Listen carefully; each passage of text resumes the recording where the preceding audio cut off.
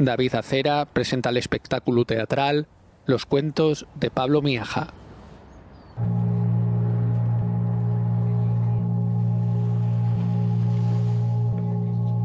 El actor recupera la historia del maestro Carballón, que dirigió la evacuación de más de 1000 niños asturianos a la Unión Soviética mientras la guerra. El espectáculo se centra en la figura del maestro ovetense Pablo Miaja. Y en uno de los episodios claves de su vida, yo diría que, pues de la vida de muchísimos niños y niñas de aquí de Asturias. Estamos en el año 1937 y Pablo Miaja es mandatado por el Gobierno de España, por el Gobierno de la República, para que saque de la guerra, para que evite la muerte de más de 1000 niños y niñas de nuestra región. En la noche del 23 al 24 de septiembre se montan en un destartalado buque francés y ahí empieza la aventura. Y ahí empieza también, de alguna manera, las peripecias que narro, que cuento en Los cuentos de Pablo Miaja.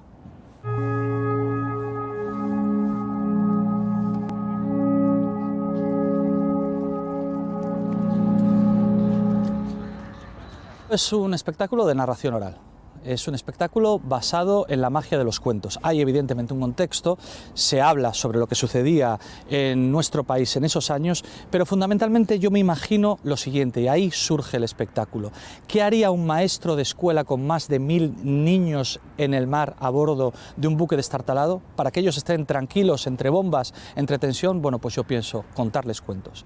Y eso es precisamente lo que hago. Imaginamos, propongo al público sumergirse en un viaje imaginario en los años 30, en un buque destartalado, y escuchar las historias que el propio Pablo Miaja podía haber contado perfectamente a sus niños y a sus niñas en los años 30 del siglo pasado en nuestro país.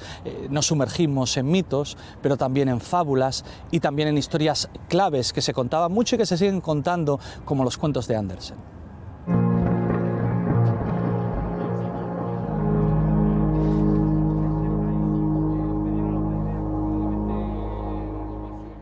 Lo primero que hice fue documentarme sobre la figura de Pablo Miaja a través de un libro de Leonardo Borque que ha salido hace bien poquito. Vi que Pablo era un apasionado, don Pablo, un apasionado de los cuentos y también de la cultura clásica griega y romana. De ahí llegar a Esopo y sus fábulas pues fue un pequeño paso. Y una de esas pequeñas fábulas de Esopo sirve de base a todos los cuentos que vienen detrás en aquel viaje imaginario con el que jugamos en el espectáculo. Cuento un cuento que ha sido clave en la formación de la conciencia de muchas generaciones de niños y niñas, como el traje nuevo del emperador también. Y lo hago todo en un contexto distinto, diferente, lleno de visuales que nos envuelven en el mar Cantábrico rumbo al puerto seguro de Leningrado.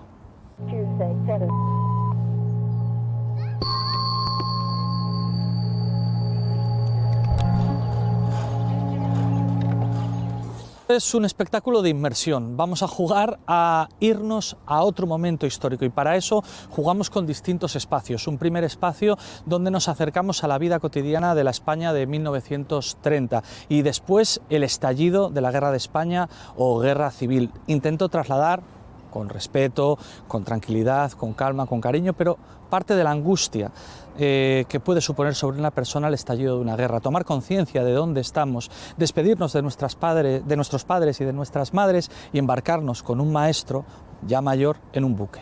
Entonces eso se hace en base a distintos espacios por los que vamos pasando y vamos alcanzando el estado anímico necesario para escuchar los cuentos y para que los cuentos realmente tengan algo que calmar en nosotros y en nosotras mismas, que estemos realmente intranquilos por la situación que estamos viviendo.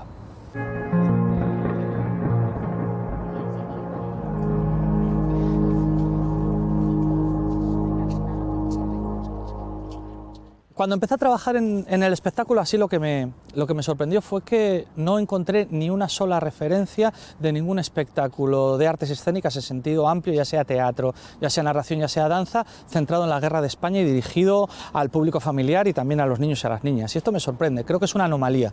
Creo que ningún país que haya sufrido el azote del fascismo, como puede ser Alemania o como puede ser Italia, se permite el lujo de que sus niños y sus niñas no sepan lo que pasó en su país. país, ¿no? En una guerra encima, pues bueno, pues civil, con muchas implicaciones a nivel internacional, pero también civil.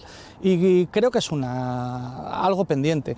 Y que, bueno, dicen, yo creo que con buen tino, que quien no conoce su historia está condenado a repetirla. En un momento histórico, además, en lo que yo creo que estamos entrando en muchas turbulencias que de alguna manera nos remiten a los años 30 del siglo pasado, me parece muy importante contar algo. Me siento bien haciéndolo. Creo que es útil.